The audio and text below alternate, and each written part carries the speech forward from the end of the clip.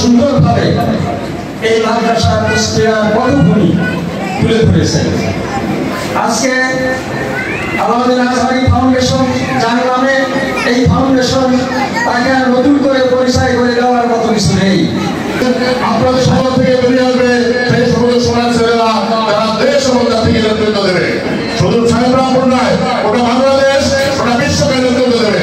এখান থেকে বেরিয়ে আমরা বিশ্বাস করি যে সকল কাজগুলো আমরা যেমন শিক্ষকবৃন্দ, তেমনি ছাত্র, অভিভাবক, পরিচালনা পরিষদ সব মিলে আমাদের প্রসপেক্টাসে একটি ঘোষণা আছে, সেটি হচ্ছে সমস্ত কাজগুলো হচ্ছে একমাত্র আল্লাহ তাআলার সন্তুষ্টির জন্য।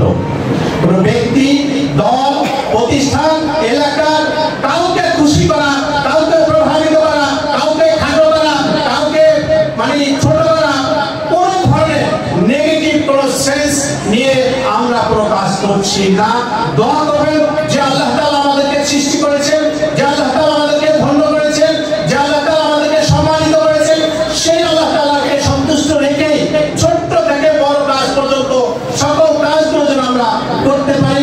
আল্লাহ তাআলা আমাদের শীর্ষ তৌফিক দান করুন।